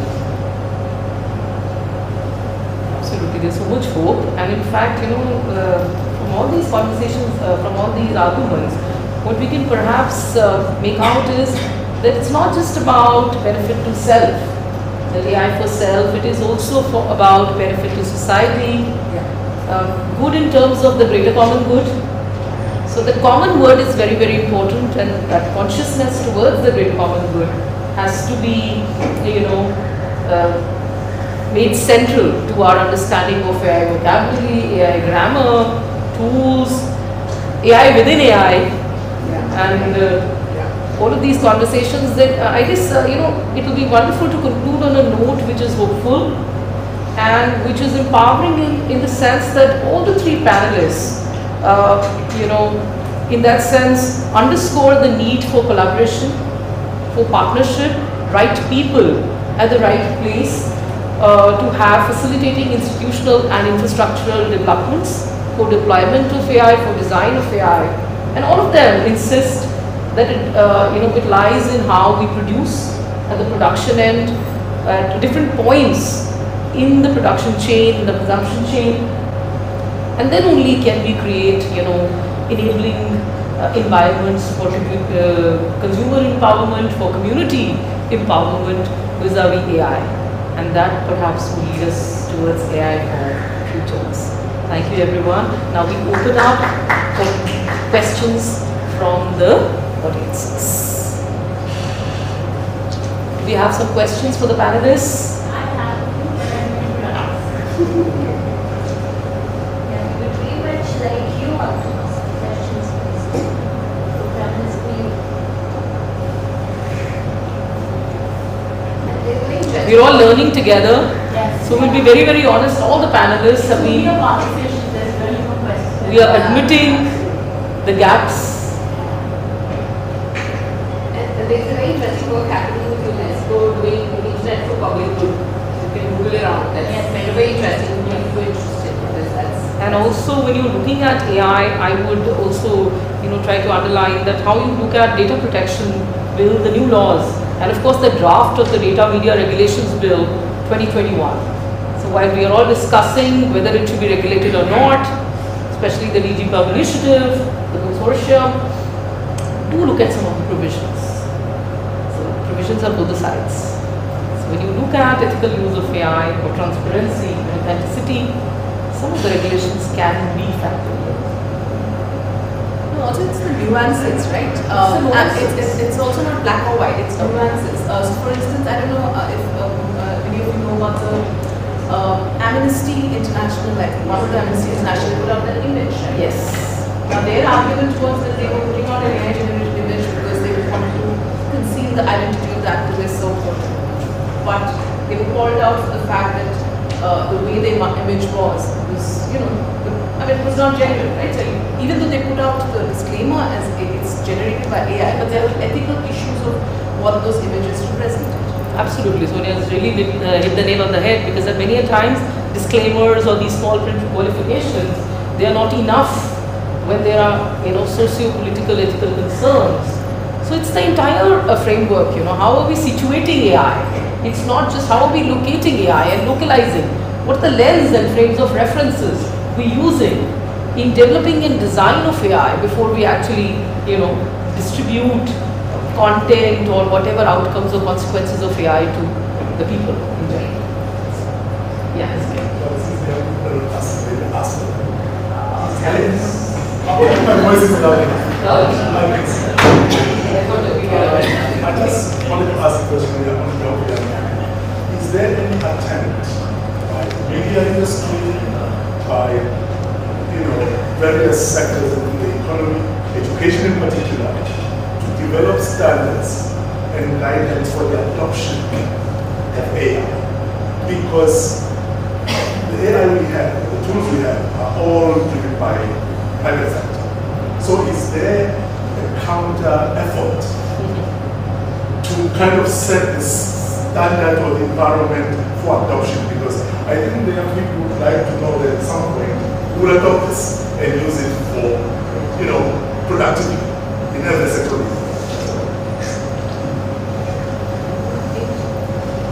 I'm not aware. I don't think that Self-regulation. Some of our interactions with the journalists or institutions and organizations, some institutions are trying to put their own guidelines in place, some of the rules, but it's not a universal industrial sort of across the sector kind of usage. So some of them are trying to figure out how to put guidelines in place for how to generate an AI user rules, basically user rules. But right now, in fact, I was part of a discussion recently where this whole usage of image, ethical use of image that newsrooms are generating, but they don't have a universal policy yet of how should they call it out, or not all images are being called out. So that's still work in progress, from what I understand, at least with the individual newsrooms. And even in case of deepfake detection tools, again, as data has been part of a lot of discussions. We did a masterclass recently as part of Shakti Collective on how to report when you put a video or an image into this detection tools and they give you a result which says 70% chances this is fake or whatever, 40% chances this is real. What does it mean? What about the markers? What are the markers? What are the markers? And I can't say that this is fake or this is real. In fact, one of my fact checker colleagues confessed that she had to pull back the story because in the early days of these detection tools, they did not know how to report on these detection tools. Now they are slightly smarter because they realize that detection tools are not the gospel truth, so they do not exactly report on it till the time they know how the detection tool has arrived at the conclusion that it has arrived. So those are the kind of feedbacks that fact checkers are giving, and they've been giving us. We are also testing a lot of these products. So those are the kind of feedback that we are also going into the detection tools, because right now it's very difficult to do a conclusive report or write a fact check based on detection tools. And detection tools, if you merge a synthetically generated image with a real image, like in case of Gaza, it has happened, right? The detection tools completely go nuts. You cannot distinguish between the real and the moment the merger is happening. Similarly, audio clips. Audio cloning is going to be the toughest one. I mean, visual you can still make up, but audio cloning is very, very difficult if you put that sounds and put synthetic audio. So, one of the IIT professors had told us that technology is playing catch up, right? Because as the AI tools are getting better, the technology to detect them is playing a catch up game. So it is a little difficult, but which is why it is important that the entire chain of production needs to have those markers, because otherwise it gets complicated. If you especially merge AI-generated content with real footage and real audio with artificial synthetic audio, it gets very messy. And this is one of the challenges also, like on social media, on Instagram, there is now a feature that when someone can post a content, it can label it AI generated, right? So in that case, as a fact checker, we face a problem. I mean, our team labels the AI generated misinformation as fake, but sometimes the strike goes on all the AI generated information, and it's very difficult to pull back the strike And that time we have to reach out to Meta to manually pull out the strikes of the information that is AI generated but not misinformation. So there comes the challenge. One last question, Suruchi. Waiting for your question. Yes, it's not so much a question, but I'm just going off from what you mentioned, that technology is playing a catch-up, and I think education is playing a catch-up to technology. And therefore, my huge urge and ask, which is, those representatives we don't have, we're not doing any of this at school level, which is sad, because they are the key users very honestly. They're also very impressionable, which we are not really too caring about. And by the time they grow up, AI will be passing, and probably they think this is reality, because today we are discussing because we know that something is different from AI. So for the coming generation, this is going to be very likely. And I think we need to address that, coming together, apart from any stratification that we have in society, because that's sad. I still get to the school curriculum with the same maths, geography, history, absolutely the same thing, and children submitting their projects through AI, and this is only for them an asset, and they can't see anything wrong with it. And because we're not really thinking minds, it's a huge challenge. So I come back to say that if you're looking at creating critical thinkers, ethical decision makers at all levels, I think some problems will be sorted. We'll be left with the frameworks and the tools of it. Right now, the concern is that the mind is completely at a halt, and all of us are doing that. Sometimes I hit myself when I'm on Instagram, and I'm like, 1 hour gone, and I haven't even realized. So can you imagine what happens to a 10-year, 15-year-old also? That's the point that I thought. I don't know how, but we all need to address that. Like one of the things that you asked, see there are platforms, there is the government, there is the education institutions, there is an industry. Now, who would make it? It's also a question of where the resources will come from, because we would need, and we're talking about a third party UNESCO. We want something, and that's kind of pretty complex, as you all are aware. For UNESCO, it's easier. For SMPT, it might not be possible. So I think that's one of the reasons that it's not happening. And just to kind of expand what you were saying is that, unfortunately, the history is being built up based on Google. so it's kind of really scary that that the information is equated with knowledge, and then wisdom is out of the window. So. And also the distinction between information and data. Yes. Yeah, because we're having a lot of conversation on data. So information and data have many, many meanings. So let's keep on investing our time on those meanings. Let's keep on raising the level of inquiry at this level. And like Ruchi said, let's keep on, provoking the younger minds to engage with whys and whats and hows. And constantly hit at them that why are they doing what they are doing. Perhaps that's the only way out at the moment for all of us. Just to add to that, that is the reason when we were picking up teams, we were very excited to see really young I could see that. That's where we need to invest. Yes, absolutely. Thank you so much for your time, everyone. We've started the day on a very, very important note. I'm very sure all the forthcoming panels and the sessions, the groups will have important contributions from here onwards. Thank you so much, ma'am. Thank you so much. I think that was exactly what we needed to set the right tone for the coming sessions. And I hope to all the young minds here that gave you the right direction you need to be thinking in towards this workshop, and in general when you're utilizing AI to your benefit, have a critical thinking lens when you're using it. Thank you so much. I swear we're very close to lunch. Don't worry, we're very close. Please bear with me for a little longer, and we're there. We're almost there. I'd like to take this opportunity to welcome Mr. Shakur Rathir. He's here with us today. He's very passionate about this space, and he's offered to be a keen observer and just a motivator for all the young people today for day one. Today he's not here as a chief guest. We will get to his formal introduction tomorrow when we welcome him as a chief guest. But for now, sir, I'd like to invite you here just to share your thoughts on what was discussed on this platform. What do you think are the challenges, opportunities? How do we navigate this? As we've seen, collaboration is at the key center of it. How do we navigate this space? Please join me in welcoming Mr. Shakur Rathir.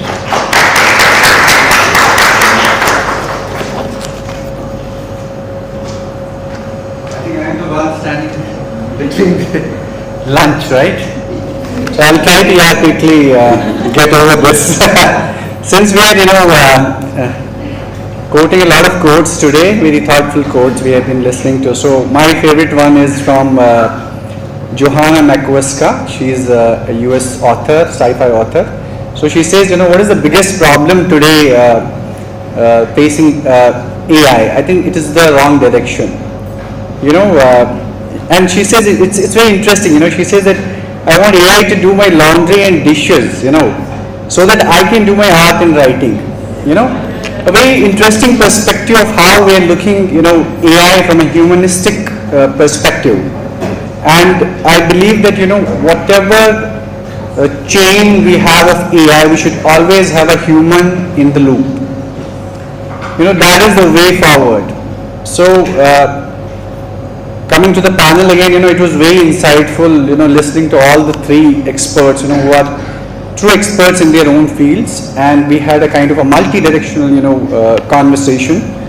So we discussed both the challenges as well as the opportunities that AI presents today, be it the hallucinations that AI brings, be it the bias, the ethical concerns, and data security. I'm sure you know a lot of examples where AI has gone horribly wrong.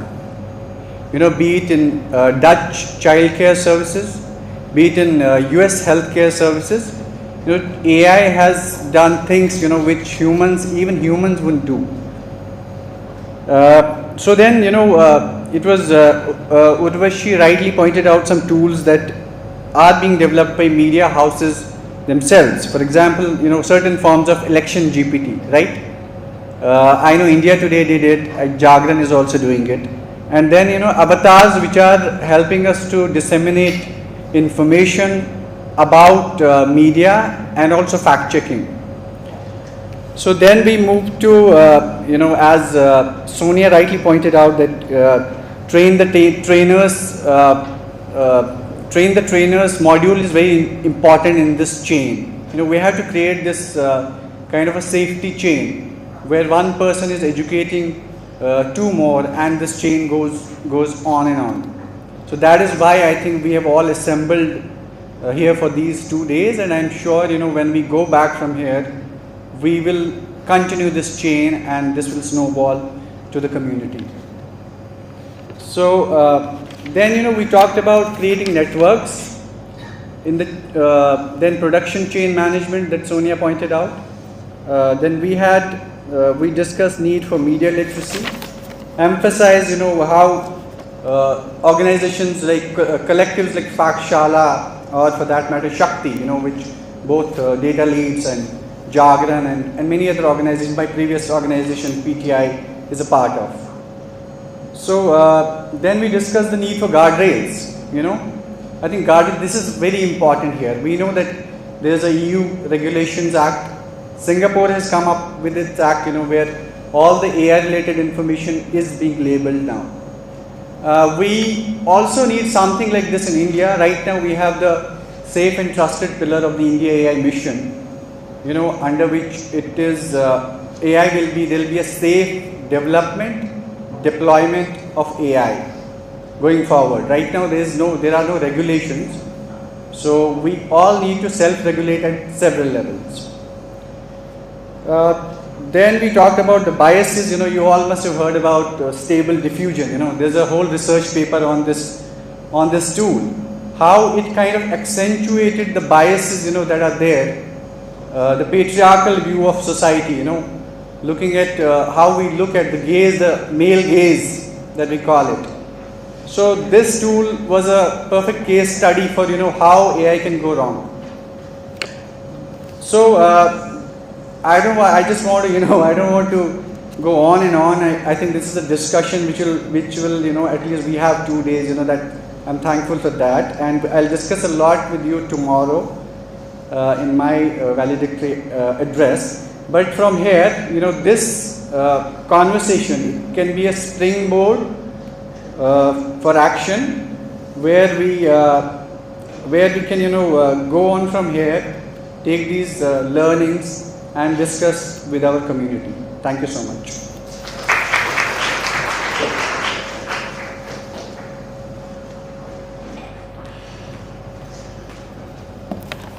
Thank you so much, sir. We really appreciate your insights on what we've discussed so far and the direction that we're heading.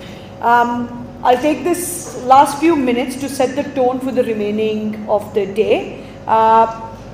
Everyone in this room knows that we have a hands-on lab format workshop plan. We're really excited for that. We have a great panel of mentors that have joined us here today. You've already been introduced to some of them in the previous session, but what I would request them is, when I do announce your name, if you could please come on stage. We'd like to just honor you for, carving out the time, spending your time here, spending the 2 days with us and taking out the time to mentor these young minds. Could I invite Dr. Ruchi and Dr. Manisha please on stage?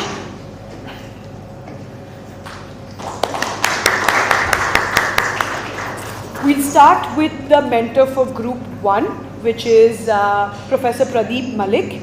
He's the Professor of Mass Communication, School of Liberal Studies from PDEU Gandhinagar. He's a communication teacher with more than 25 years of experience in print, broadcast and new media. Professor Malik follows a multidisciplinary approach to communication study, teaching, research and practice. He's worked with leading media houses like Times of India, Business India, India Abroad, Bhaskar Corporation. Professor Malik has supervised PhD scholars and sat on dozens of doctoral committees. He's also co-authored and authored 3 books and chapters that have appeared in various volumes. So we'd like to welcome you here today.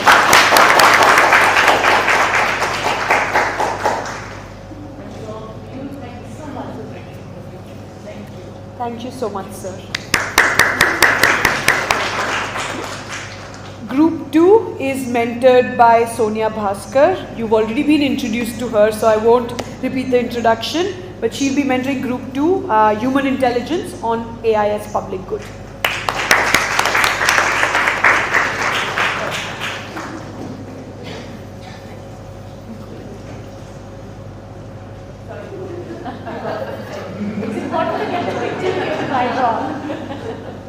Great. The next Group 3 is mentored by Deepak Kumar Gautam. He's the program lead for public policy for data leads. He's an engineering graduate from IIT Delhi and a public policy graduate from Indian School of Public Policy. With a strong background in public policy, design thinking and emerging technologies, Deepak has contributed to several government initiatives, including Invest India, National Skill Development Corporation. At Data Leads, he has led various projects such as the Global Infodemic Management course in partnership with GSK. He's also contributed on health misinformation projects with WHO. He oversees the development of technology architecture and AI frameworks to address misinformation. He's also facilitated various workshops in this space and various media literacy initiatives with Data Leads. Thank you, Deepak, for joining us.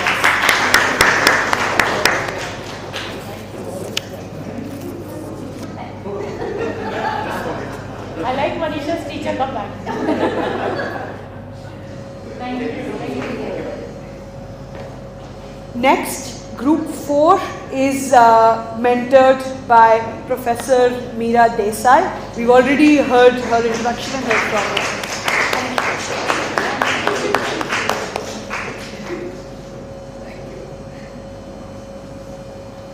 Next, we have Group 6, which is mentored by Professor Kulveen Tehran. You've already heard from her. She'll be focusing on AI in marketing and PR.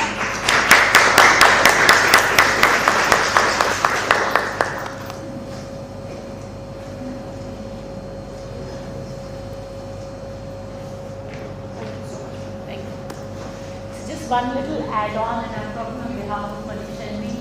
Everybody present here, we know them in multiple capacities, but the one overarching capacity is we all happen to make very good friends in every interaction that we have. So when we reach out to you for the next time, it's almost like calling a friend out to say, you better be here. And that's how you see a lot of us. So Pradeep, Meera, all of you guys, thank you so much. Thank you.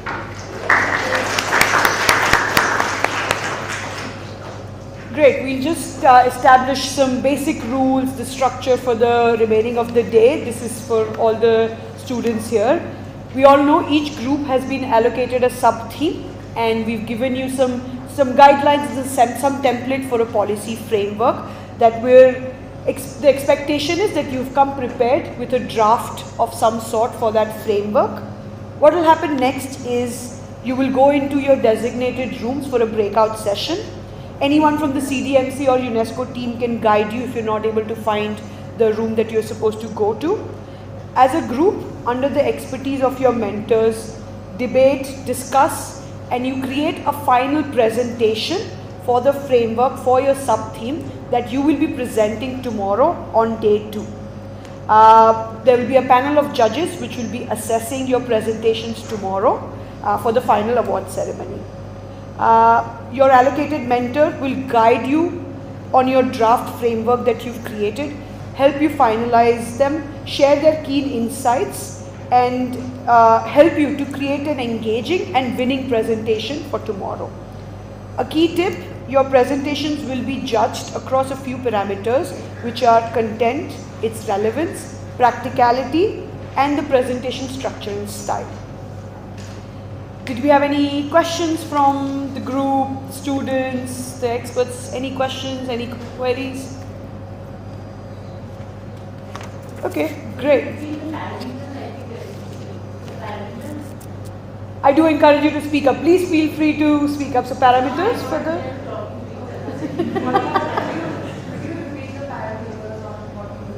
Yes, content, relevance, practicality, and the overall presentation structure and style. Those are the broad criteria that you'll be assessed on. Great, I think we can break for lunch. Please use that opportunity as a networking opportunity as well with the experts, with your peers. You then, sorry? Yes. So we now move to the Dean's lunch section. So a volunteer will guide you to the mess area. Post lunch, you go directly into your respective rooms and use the time till 4:30 p.m. to work on the presentation and the framework. 4:30 sharp, we meet back here for a debrief. Yeah? Any questions, feel free to find me, Jasmine, any CDMC or UNESCO team member.